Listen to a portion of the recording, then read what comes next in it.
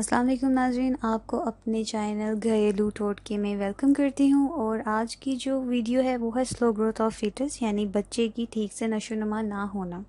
और इसकी बहुत सारी रीज़न्स होती हैं, हमें उसका बहुत सारा ख्याल रखना चाहिए। और वो रीज़न्स क्या हैं या किस वजह से बच्चे की अच्छी ग्रोथ नहीं होती हमल में, और हमल के दौरान हमें किन चीज़ों का ख्याल रखना चाहिए, मैं आपके साथ शेयर करती हूँ।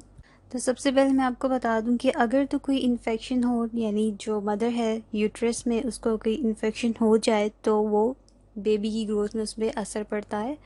और उसके बाद आता है हाइपरटेंशन। अगर जो माँ है वो किसी चीज़ की टेंशन लेती है, किसी चीज़ का मसला हो और वो हाइपर होना शुरू हो जाए, तो इस वजह से भी बेबी की जो ग्रोथ है उसमें असर बहुत पड़ता है। और इसलिए आपको अपने आप को कूल डाउन रखना चाहिए और किसी किस्म की कोई टेंशन नहीं लेनी चाहिए। साथ ही साथ मैं ये भी बता दूं कि बच्चे की जो एबनॉर्मेलिटी है उसकी वजह से भी अगर बच्चे में पैदाइशी कोई ऐसे नुक्स हैं या उसके अंदर कोई ऐसा नुक्स है जिसकी वजह से उसकी ग्रोथ नहीं हो रही, फॉर एग्जांपल उसकी किडनी का प्रॉब्लम है, हार्ट का प्रॉब्लम है या जेनेटिक उसको कोई मसला है, तो इस वजह से भी उसको कोई उसकी ग्रोथ में थोड़ा सा प्रॉब्लम हो सकता है। ये भी आपको साथ साथ बताती चलूँ कि प्लेसेंटा के थ्रू बेबी को ब्लड सप्लाई होता है, और अगर हम कुछ अच्छा खा पी नहीं रहे हैं, अच्छी ऑक्सीजन नहीं ले रहे, तो फिर उसी तरह से बच्चे तक भी कोई अच्छे न्यूट्रिएंट्स नहीं पहुंचेंगे।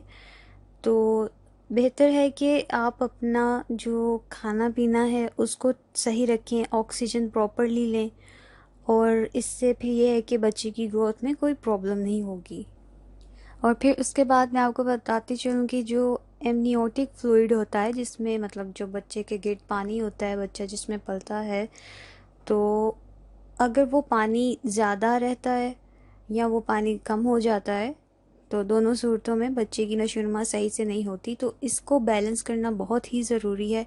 और अगर कोई मदर स्मोक करती है तो उसके बहुत से साइड इफ़ेक्ट्स हैं, जिसकी वजह से बच्चे की नशोनुमा भी अच्छे से नहीं होती। और डाइट प्रॉब्लम है, अगर आप कुछ भी न्यूट्रिएंट्स अच्छे से नहीं ले रहे, प्रॉपरली नहीं ले रहे, अगर आपको सप्लीमेंट्स मिले हुए हैं आप वो भी नहीं ले रहे हैं, तो इस वजह से भी बेबी की ग्रोथ में प्रॉब्लम हो सकती है।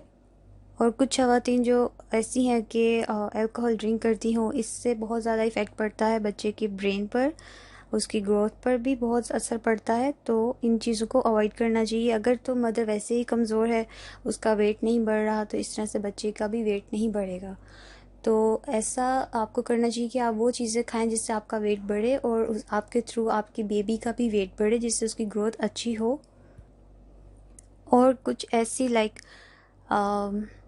मल्टीपल बेबीज़ होना, ट्विंस होना, ट्रिपलेट होना, तो अगर ज़्यादा बच्चे हों और प्रॉपर अगर ख़ुराक ना ली जा रही हो, तो फिर भी नशोनुमा ज़्यादा नहीं होती।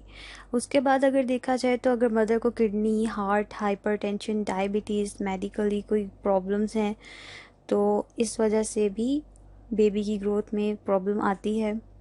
अगर आपका बेबी 21 वीक्स का है तो उसका जो साइज़ है सेंटीमीटर, वो भी 21 ही होना चाहिए। तो डॉक्टर्स जो हैं वो इसी तरह से चेक करते हैं, अगर उसका जो साइज़ है वो आपके वीक्स के बराबर ना मिलता हो, तो आपको चाहिए कि आप अपना ख्याल रखें। और अल्ट्रासाउंड के थ्रू बेबी की ग्रोथ सही है या नहीं है ये समझ आ जाती है। उसमें बेबी का फेस, वेट, और फिर उसके अलावा जो लेंथ है, उसकी हाइट है, सब पता चल जाती है। और आपको अपना ट्रीटमेंट ऐसे करना चाहिए कि आप प्रॉपर रेस्ट करें, प्रॉपर नींद लें, और ज़्यादा ऐसे काम ना करें जिससे आपका बीपी लो हो जाए या आप किसी चीज़ की टेंशन लें। आपने बिल्कुल भी किसी बात की टेंशन नहीं लेनी। और फिर आपने कैफ़ीन में भी ज़्यादती नहीं करनी, उसको बहुत ज़्यादा नहीं लेना, और किसी किस्म की टेंशन नहीं लेनी। केमिकल जो साइड हैं या चीज़ें हैं ऐसी, उनको आपने अवॉइड करना है। आपने ऐसी जगह पे नहीं जाना जहाँ केमिकल हो। तो इन चीज़ों को अवॉइड करते हुए आप कुछ एक्सरसाइज करें, और 7 घंटे की मैक्सिमम आप अपनी नींद पूरी करें। तो उम्मीद करती हूँ कि मेरी वीडियो आपको समझ आ रही होंगी, पसंद आ रही होंगी, तो मुझे ज़रूर बताइएगा। लाइक, सब्सक्राइब करना मत भूलिएगा, ताकि मैं आपके साथ इसी तरह से कुछ ना कुछ इंफॉर्मेटिव चीज़ें शेयर करती रहूँ। अपना बहुत सारा ख्याल रखिएगा। मिलती हूँ अपनी नई वीडियो के साथ। अल्लाह हाफिज़।